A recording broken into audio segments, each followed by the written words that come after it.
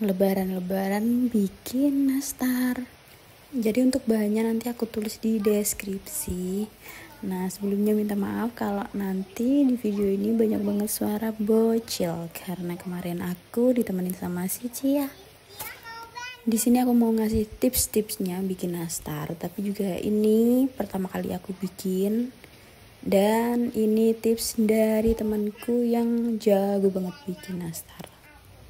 Nah, untuk yang pertama itu kita harus nyiapkan 2 baskom. Sebenarnya kata temanku sih harusnya 3 ya, tapi ini aku jadiin 2 aja biar gak terlalu banyak mencuci nantinya.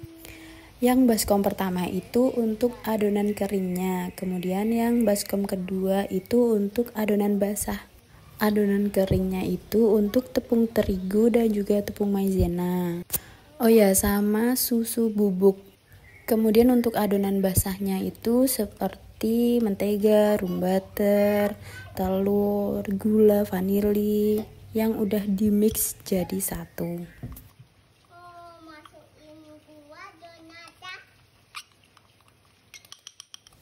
Di sini aku nggak pakai mixer, aku pakai whisk aja untuk nge-mixnya. Kita aduk-aduk, pokoknya kita mix sampai tercampur jadi satu dan juga gulanya larut. Di sini aku pakai gula halus, bisa dibeli di toko-toko bahan kue.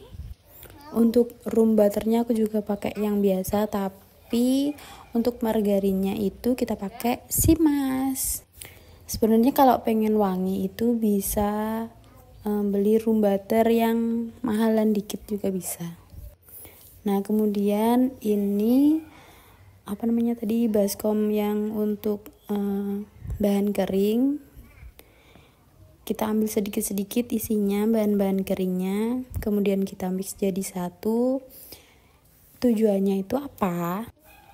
Jadi kan bahan-bahan basahnya itu kayak contohnya telur, tekstur menteganya, itu kan kita nggak tahu seberapa cair, seberapa banyak telurnya itu, besar kecil kuning telurnya itu kan.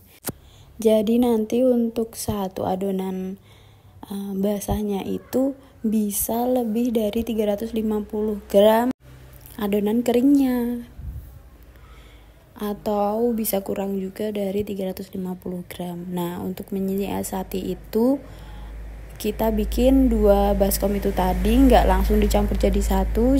Jadi kalau ada lebih atau kurangnya terigu itu kita tahu. Nah, untuk ngeceknya itu seperti ini aku biasanya ya, tapi maaf ini videonya ternyata kok kurang ke bawah. Biasanya aku bulet-bulet dulu, kemudian aku pipihkan. Nah, itu nanti nempel nggak sih ke tangan kita, ke telapak tangan? Kalau udah nggak nempel itu berarti udah pas kayak gitu. Terus di sini aku pakai cetakan yang 5 mg kalau nggak salah ya. Dan juga kemarin udah membulat-bulatkan isian nastarnya. Untuk isian nastarnya kalau mau beli itu tipsnya kita masak lagi sampai kering. Jadi untuk isian nastarnya biar nastar awet dan gak berjamur itu pastikan semuanya kering. Pastikan gak ada air di dalamnya. Apalagi ada yang itu kan kalau bulet-buletin isian nastar kadang lengket-lengket gitu. Nah, itu jangan pakai air. Kan ada tuh yang bilang harus pakai air. Itu ternyata berpengaruh kepada keawetan nastar nantinya. Nah, untuk cara ngebulet-buletinnya ya gitulah ya, sama kayak tadi, kita buletin dulu terus pipihkan baru diisi dengan isian nastar.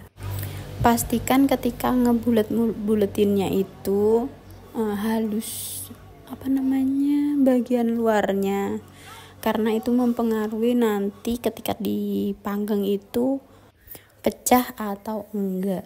Kok pecah sih, apa sih yang retak gitu loh, retak atau enggak nastarnya. Itu ternyata salah satu caranya itu harus halus ketika kita membulet-buletinya. Oh ya, dan di video ini aku tuh kan bereksperimen sih, kayak kayak mencoba untuk bikin nastar tapi pakai olesan cuman kuning telur aja. Nah ternyata itu nggak bisa halus, bukan halus sih, kayak nggak bisa rata gitu loh. Untuk olesannya itu aku mensuggest buat mencampur kuning telur dengan susu cair.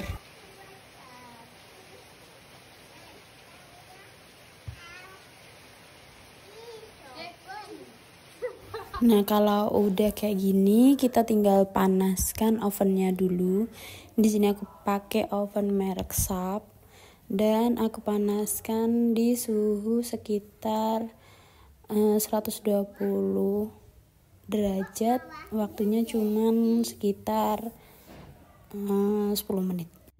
Nah kalau udah panas kita masukkan ke dalam oven.